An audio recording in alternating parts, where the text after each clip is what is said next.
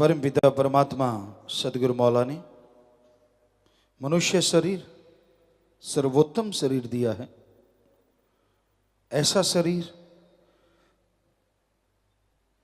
जिसका बराबरी, जिसकी तुलना किसी और से नहीं की जा सकती।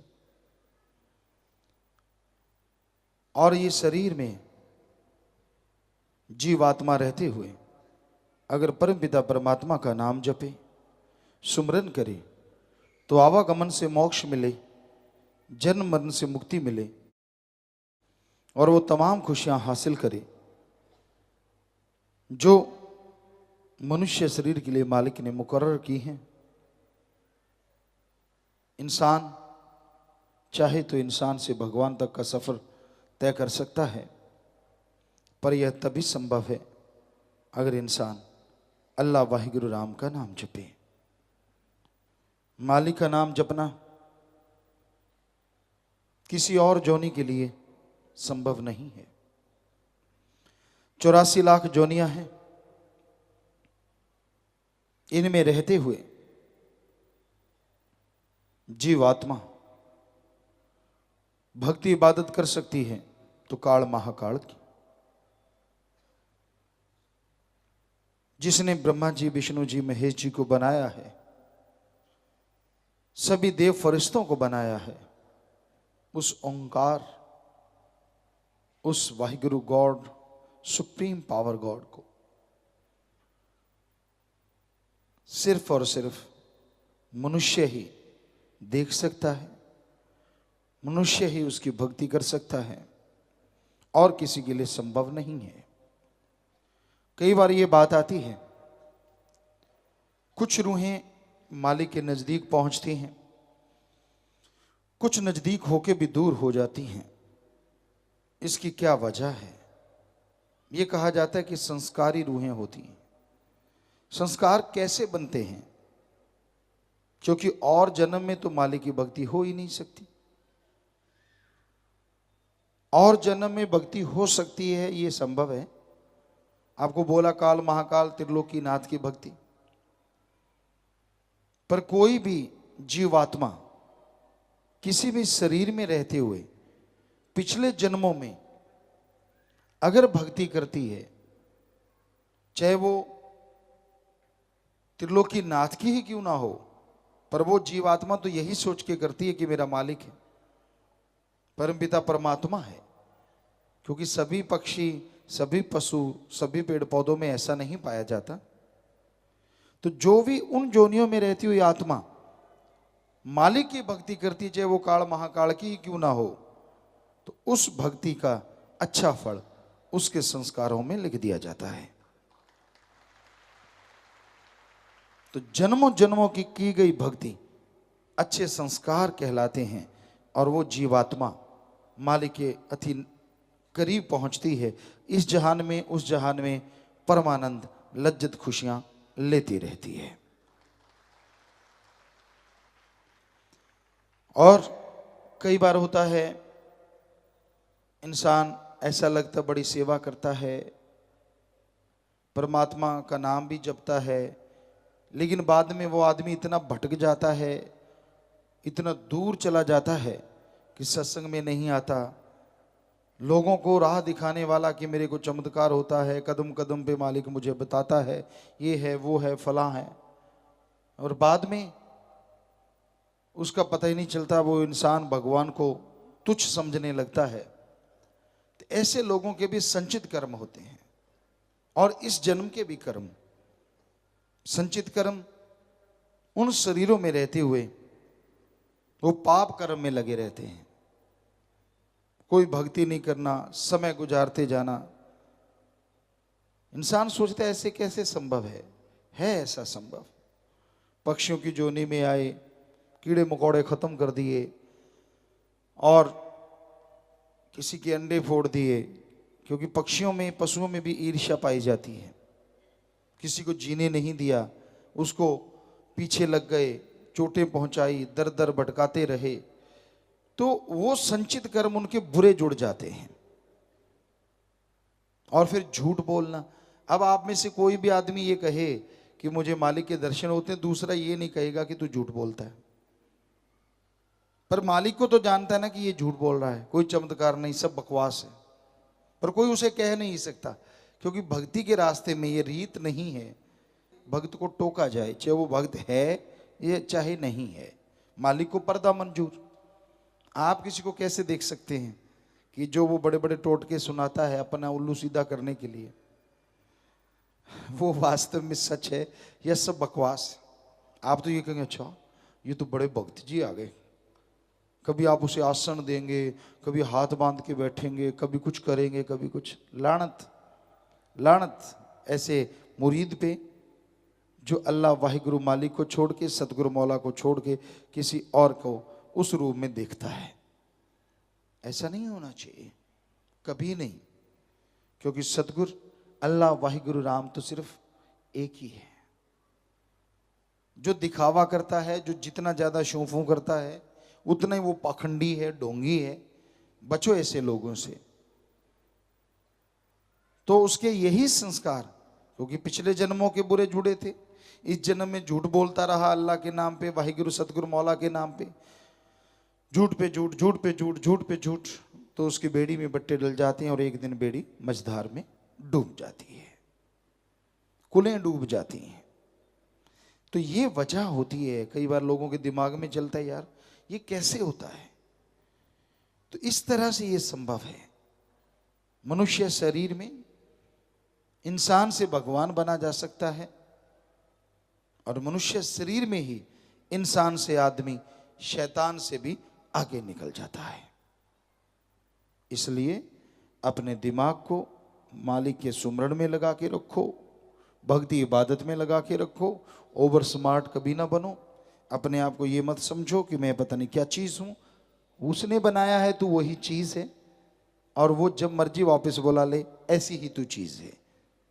तेरे बस में कुछ नहीं है। तेरे बस में है कि तू अपने अच्छे कर्म बना ले चाहे बुरे बना ले, वो भी भगवान के वचनों की वजह से। तू खुद मुख्तियार है, मर्जी का मालिक है, तू सरदार है, मुखिया है। इसलिए अच्छे कर्म कर, अपने आप को अहंकारी मत बना। मुझे सब पता, मैं जानता हूँ, मुझे ये मुझे वो। कभी भी डायरेक्ट इनडायरेक्ट अल्लाह वाहिगुरु राम की निंदा ना करो, क्योंकि वो अपनी बेड़ी में बट्टे डालने के बराबर है। उपमा करो मालिक की, उसकी भक्ति की, सतगुरु अल्लाह वाहिगुरु राम की, क्योंकि उसकी उपमा जो वाहिगुरु की उस्तत करते हैं, मालिक उन्हें अंदर बाहर कोई कमी नहीं छोड़ते। इसलिए उस ओम, उस राम, अल्लाह वाहिगुरु ईश्वर की हमेशा भक्ति करो, इबादत करो, सुमरन करो, भला मांगो सबका। कभी अपने आप को मन के हाथों मजबूर ना करो। मन भक्ति मार्ग पे चलने, वो गए बन जा सोना।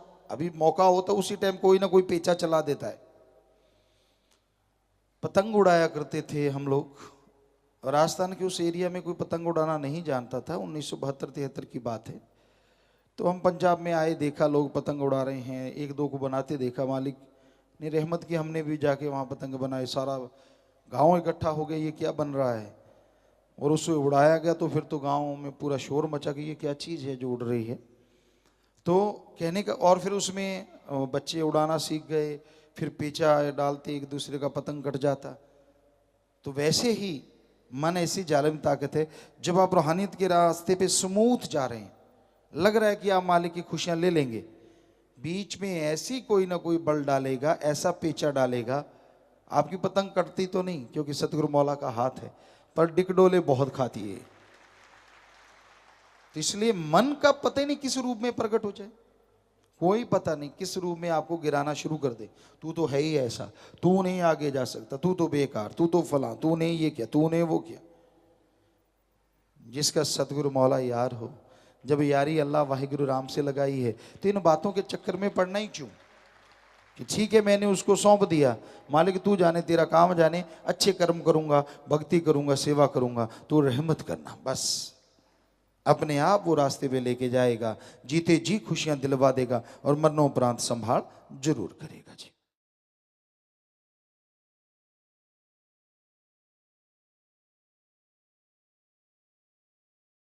इंसान सुख शांति परमानंद चाहता है, हर इंसान की इच्छा होती है उसे सुख मिले, असीम शांति मिले, परमानंद मिले, जीवन बहार की तरह गुजरे, कोई कमी न रहे। इच्छाएं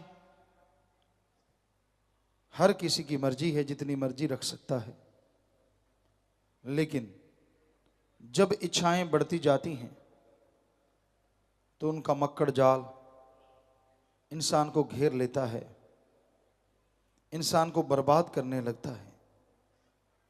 तो सुमरन भक्ति इबादत करो, दीन दुखियों की मदद करो, सबका भला मांगो और करो, सबसे बेगर्ज निस्वार्थ भावना से प्यार करो, किसी का दिल ना दुखाओ। सेवा सुमन करते हुए रूहानियत इंसानियत के रास्ते पे आगे बढ़ते चले जाओ तो मालिक अंदर बाहर किसी तरह की कोई कमी नहीं छोड़ता। वो अल्लाह, वो वाहिगुरु, वो राम, वो गॉड, वो खुदा एक ही ताकत है, एक ही शक्ति है, जो एक होते हुए भी दोनों जहां की खबर रखता है।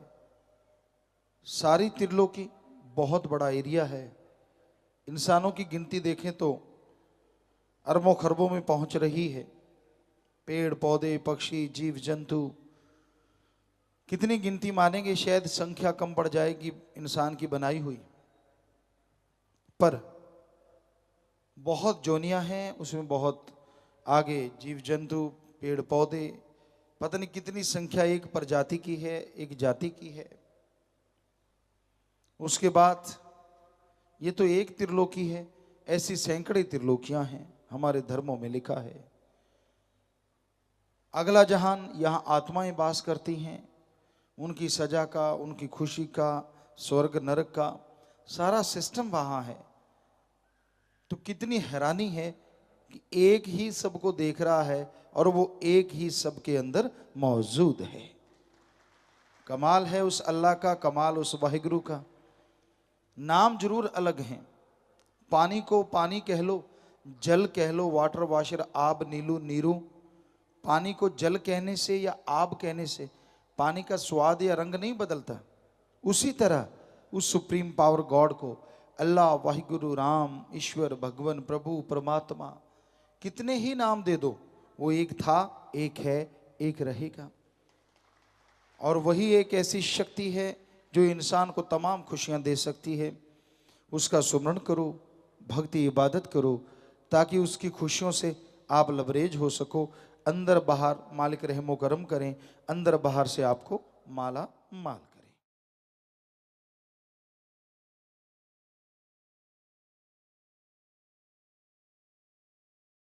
इंसान इस संसार में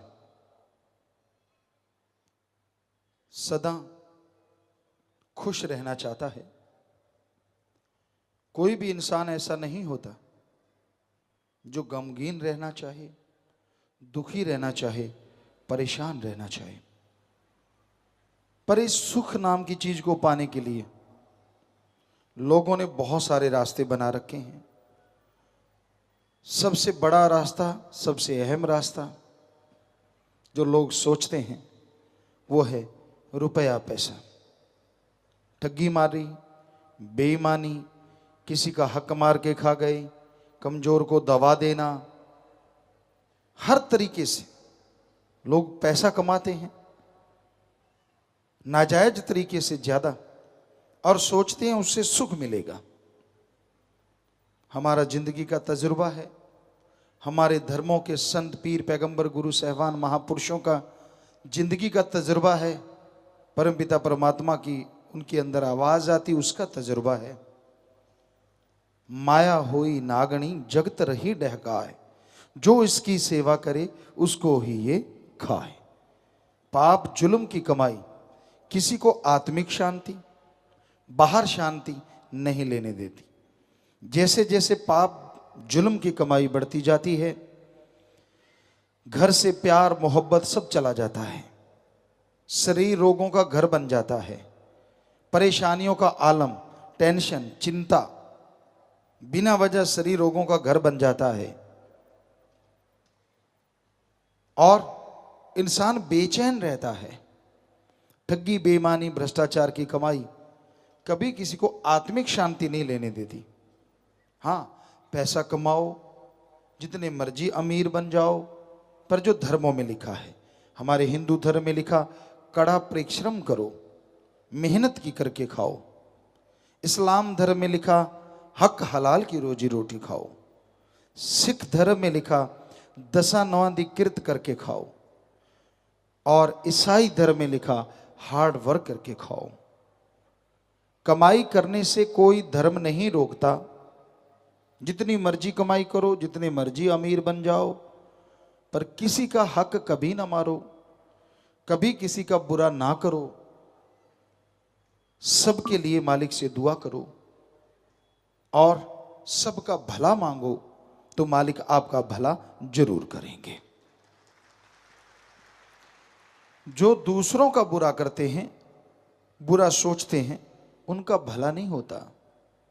इसलिए जिंदगी में हमेशा याद रखिए, सबका भला करना है, सबके भले के अनुसार चलना है और अल्लाह मालिक वाहिगुरु गॉड खुदा रब से भक्ति इबादत करते रहना है कि मालिक मुझसे ऐसा कर्म ना हो जो किसी का दिल दुखे, मुझसे ऐसा कर्म ना हो जो कोई तड़फे, ऐसी हिम्मत दे, ऐसी शक्ति दे, सबका भला करूं। क्योंकि आप सबका नहीं, अपना भला करते हैं। सब कौन है? सभी धर्मों में लिखा है। हिंदू धर्म कहता है सब मालिक की औलाद, ईश्वर की औलाद हैं, संतान हैं हम, एक पिता एक के हम बारिक, गुरु साहबान कहते हैं। सिख धर्म के अनुसार, इस्लाम धर्म में अल्लाह ताला ने आदमियत की जात बनाई है और हम सब एक ही मालिक की औलाद हैं। और यही ईसाई धर्म कहता है, the God is one, humanity our caste. बात एक ही है, इंसानियत हमारी जात है, हम सब एक हैं। तो इसलिए किसी को बुरा ना कहो। अगर आप में हिम्मत है तो अपने खुद के अवगुणों को दूर करो। अपने गुण गाते लोग थकते नहीं, दूसरों के अवगुण गाते नहीं थकते। वो भूल जाते हैं जो आप गाते हैं वो चला जाता है। खुद का गाते हो चला जाएगा, दूसरे का गाते हो आपके अंदर आ जाएगा। अब दूसरों के अवगुण गाते हो तो आपके अंदर अवगुण आएंगे, खुद के गुण गाते हो तो खुद के गुण चले जाएंगे। इसलिए अपने अवगुण देखो, चाहे गाओ ना, भक्ति इबादत करो, मालिक का सुमरण करो, एकांत में बैठो, खुद में जो अवगुण हैं, खुद में जो कमियां हैं, उनको दूर करो और ईश्वर की भक्ति इबादत करो। सबका भला मांगो, मालिक आपका भला जरूर